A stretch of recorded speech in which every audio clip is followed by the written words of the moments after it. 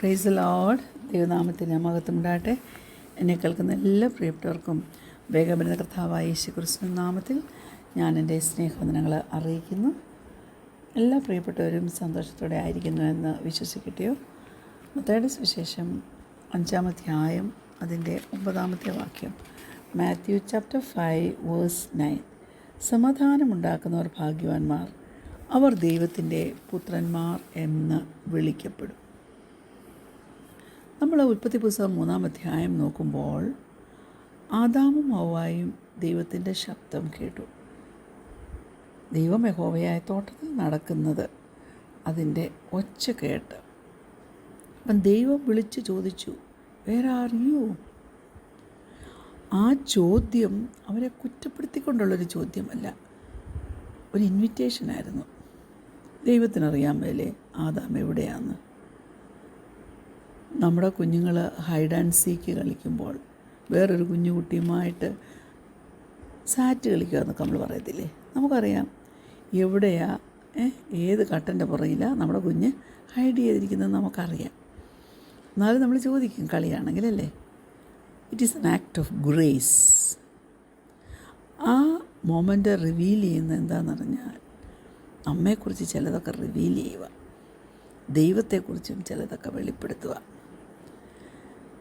ആദാമിൻ്റെ റെസ്പോൺസ് വളരെ സിമ്പിളായിരുന്നു. എന്തുവാ പറഞ്ഞത് ആദാമ്? തോട്ടത്തിൽ നിൻ്റെ ഒച്ച കേട്ടിട്ട് ഞാൻ നഗ്നനാകൊണ്ട് ഭയപ്പെട്ട് ഒളിച്ചു എന്ന് അവൻ പറഞ്ഞു. I was afraid because I was naked so I hide. ആ സിംഗിൾ സെൻറ്റൻസ് ഔട്ട്ലൈൻ ചെയ്യുന്നത് പല കാര്യങ്ങളാണ്. കുറ്റബോധം അല്ലെങ്കിൽ ചെയ്ത കുറ്റത്തെക്കുറിച്ചുള്ള ഗിൽറ്റ് പറയും. ഐ ഡിഡ് സംതിങ് റോങ്, തെറ്റായൊരു കാര്യം ഞാൻ ചെയ്തു. ഷെയിം അല്ലെങ്കിൽ നാണക്കേട്, ലജ്ജ, അത് പറയും ഐ ആം റോങ്. എന്നാൽ ഭയം പറയും ഐ നീഡ് ടു ഹൈഡ്, ഞാൻ ഒളിക്കേണ്ടത് ആവശ്യമാണ്. ആ പാറ്റേൺ റിപ്പീറ്റ് ചെയ്യുക. Guilt, shame, fear, hiding, again and again. എപ്പം വരെയാണെന്നറിയാമോ? നമ്മെ ഹീല് ചെയ്യുവാൻ കഴിയുന്നതിൻ്റെ അടുക്കിലേക്ക് നാം തിരിയുന്നത് വരെ. ഇതാണ് ജെനിസിസ് റിഫ്ലെക്സ് എന്ന് പറയുന്നത്. ജെനിസിസ് റിഫ്ലെക്സ് ഇന്നും ഈ ജെനിസിസ് റിഫ്ലെക്സ് പലരെയും ഷേപ്പ് ചെയ്തുകൊണ്ടിരിക്കുക. നമ്മളിലൊക്കെ ഒരു കുറവ് വരുമ്പോൾ നമ്മളത് കവർ ചെയ്യും, എന്നിട്ട് അതങ്ങ് അവോയ്ഡ് ചെയ്യും, അല്ലേ? ദൈവത്തെങ്കിലേക്ക് ഓടിച്ചെല്ലുന്നതിന് പകരം നാം അവനിൽ നിന്ന് ഓടി അകലാറുണ്ട്, അല്ലേ? നാം ഹൈഡ് ചെയ്യുമ്പോൾ ദൈവത്തെക്കുറിച്ചുള്ള നമ്മുടെ ആ പിക്ചർ വ്യത്യാസപ്പെടുക കേട്ടോ. നാം അവനെ കാണാൻ തുടങ്ങുന്നത് സ്നേഹിക്കുന്ന ഒരു പിതാവായിട്ടല്ല, നമ്മെ പണിഷ് ചെയ്യാനായിട്ട് വെയിറ്റ് ചെയ്യുന്ന ഒരു അധികാരമുള്ളവനായിട്ട് നാം അങ്ങ് കാണുക. നമ്മൾ പ്രതീക്ഷിക്കുന്നത് മേഴ്സിക്ക് പകരം, കരുണയ്ക്ക് പകരം നാം പ്രതീക്ഷിക്കുന്ന റിജക്ഷനാണ്. നമ്മെ അവൻ തള്ളിക്കളയുമെന്ന്. പക്ഷേ സ്ക്രിപ്ചർ നമ്മെ ഓർമ്മപ്പെടുത്തുന്നത് അവൻ്റെ ദയ രാവിലെ തോറും പുതിയതാണ്. Praise the Lord. God is in out to shame us. നമ്മളെ ഒന്നും നാണം കെടുത്തത്തില്ല കേട്ടോ. He calls us to restore us. അവൻ നമ്മെ വിളിക്കുന്നത് നമ്മെ ഒന്ന് യഥാസ്ഥാനപ്പെടുത്തുവാനാണ്. വളരെ ഡീപ്പസ്റ്റായിട്ടുള്ള ഒരു സ്ട്രഗിള് വിശ്വാസികൾ ഫേസ് ചെയ്യുന്നത് എന്താണെന്ന് വെച്ചാൽ യേശു ക്രിസ്തുവിൽ അവരാരാണെന്നുള്ളത് മനസ്സിലാക്കുവാൻ തക്കവണ്ണം കഴിയാതെ പോന്നു. റോമാലേഖനം 8-ാം അധ്യായം നമ്മളോട് പറയുന്നത് ആത്മാവിനാൽ നയിക്കപ്പെടുന്നവരെല്ലാം ദൈവത്തിൻ്റെ മക്കളാകുന്നു. നമ്മൾ ദാസ്യത്തിൻ്റെ ആത്മാവിനെ അല്ല പ്രാപിച്ചിരിക്കുന്നത്, പുത്രത്വത്തിൻ്റെ ആത്മാവിനെയാണ് നാം പ്രാപിച്ചിരിക്കുന്നത്. അതുകൊണ്ടാണ് നാം അബ്ബാ പിതാവേ എന്ന് നാം വിളിക്കുന്നത്, അല്ലേ ദൈവമക്കളെ? റോമാലേഖനം 8-ാം അധ്യായം 14 മുതൽ 17 വരെയുള്ള വാക്യങ്ങൾ നോക്കുമ്പോൾ നമ്മളിങ്ങനെ കാണുന്നുണ്ട്. ദൈവാത്മാവ് നടത്തുന്നവർ ഏവരും ദൈവത്തിൻ്റെ മക്കളാകുന്നു. നിങ്ങൾ പിന്നെയും ഭയപ്പെടേണ്ടതിന് ദാസ്യത്തിൻ്റെ ആത്മാവിനെ അല്ല, നാം അബ്ബാ പിതാവേ എന്ന് വിളിക്കുന്ന പുത്രത്വത്തിൻ്റെ ആത്മാവിനെ അത്രേ പ്രാപിച്ചത്. നാം ദൈവത്തിൻ്റെ മക്കളെന്ന ആത്മാവ് താനും നമ്മുടെ ആത്മാവോടുകൂടെ സാക്ഷ്യം പറയുന്നു. നാം മക്കളെങ്കിലോ അവകാശികളുമാകുന്നു, ദൈവത്തിൻ്റെ അവകാശികളും ക്രിസ്തുവിന് കൂട്ടവകാശികളും തന്നെ. നാം അവനോടുകൂടെ തേജസ്കരിക്കപ്പെടേണ്ടതിന് അവനോടുകൂടെ കഷ്ടം അനുഭവിച്ചാൽ അത്രേ. അബ്ബ എന്നുള്ള വാക്ക് ഡാഡ്, അപ്പ, അത് ഇൻറ്റിമസിയെ കാണിക്കുന്നു, ആശ്രയത്തെ കാണിക്കുന്നു, കുടുംബത്തെ കാണിക്കുന്നു, ബന്ധത്തെ കാണിക്കുന്നു, അല്ലേ? യേശുവില്ലാത്തൊരു ജീവിതം നമ്മൾ ഒത്തിരി അകലം വിട്ടവരെ പോലെ ആയിപ്പോവും, ഭയപ്പാടുള്ളതായിട്ട് തീരും. എന്നാൽ ആ ബന്ധം എങ്ങനെയായിരിക്കണം? ക്ലോസ്, അടുപ്പമുള്ള, ഇഴയടുപ്പമുള്ളൊരു ബന്ധം എന്നൊക്കെ നമ്മൾ കേട്ടിട്ടില്ലേ? Praise God. യൂജീൻ പീറ്റേഴ്സൺ ആ കാര്യത്തെക്കുറിച്ച് ഇങ്ങനെ പാരാഫ്രേസ് ചെയ്ത് പറയുന്നുണ്ട്. ഉയർത്തപ്പെട്ട, അതായത് റിസറക്ഷൻ ലൈഫ്, ഉയർത്തെഴുന്നേറ്റ ആ ജീവിതമുണ്ടല്ലോ, അത് ടിമിഡ് ആൻഡ് ഗ്രേവ് ടെൻഡിങ് അല്ല. Praise God. പേടിച്ചരണ്ടതല്ലെന്ന്, ഒരു കുഞ്ഞിൻ്റെ പോലെ full of wonder. What is next papa? അടുത്തതെന്തുവാ? അത്രയ്ക്കൊരു എക്സ്പെക്റ്റൻസി ആ കുഞ്ഞിൽ കാണും.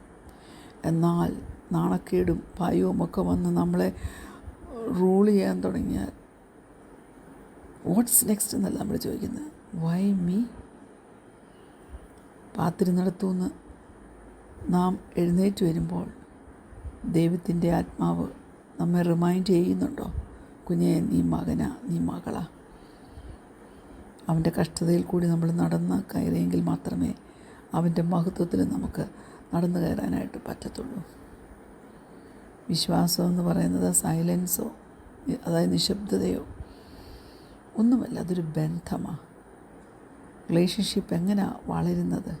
സത്യസന്ധതയിലൂടെ. ഈവൻ ടെൻഷൻ, എന്നാൽ സമാധാനമുണ്ടാക്കണം.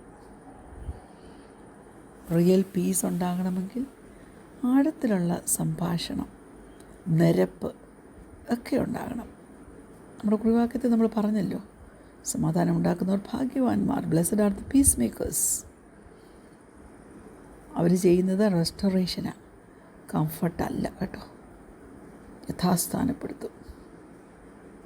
ക്രിസ്ത്യൻ ലൈഫ്, ക്രിസ്തീയ ജീവിതം ഒരിക്കലും ഡള്ളായിട്ട് സ്റ്റാറ്റിക്കായിട്ട് കിടക്കാനുള്ളതല്ല, അത് ജീവനുള്ളതാണ്.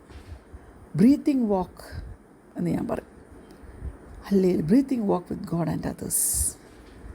മത്തായി 28 യേശു കർത്താവ് പറഞ്ഞില്ലേ തൻ്റെ ശിഷ്യന്മാരോട്, ഗോ ആൻഡ് മേക്ക് ഡിസൈപ്പിൾസ്, നിങ്ങൾ പോയി ശിഷ്യരെ ഉണ്ടാക്കിക്കൊള്ളുകയും. വാക്ക് എന്നാണ് പറഞ്ഞത്, ഗോ എന്നാണ് പറഞ്ഞിരിക്കുന്നത്, അല്ലേ? Praise God. ദൈവസ്നേഹത്താൽ നിറയപ്പെട്ട് അങ്ങനെ പോകാനും പ്രവർത്തിപ്പാനും ദൈവമക്കളെ നമുക്ക് കഴിയണം. ദൈവത്തിൻ്റെ കൃപ ആദ്യമായി കണ്ടെത്തുന്ന ചിലരുണ്ടല്ലോ, അവരുടെ മുഖത്ത് വ്യത്യാസം വരും. പ്രത്യാശ കൊണ്ട് അവരുടെ മുഖം തിളങ്ങും. ഒരു ആത്മീയ കാര്യവും അവർക്ക് ബോറിങ്ങായിട്ട് തീരത്തില്ല. ശിഷ്യത്വം, ആരാധന, ദൈവവുമായിട്ട് വീണ്ടും ഏദൻ തോട്ടത്തിൽ സന്തോഷമായി നടന്ന ആ സമയത്തെ ഓർമ്മിപ്പിക്കുന്ന വിധത്തിലുള്ളൊരു ക്രിസ്തീയ ജീവിതയാത്ര. Praise God.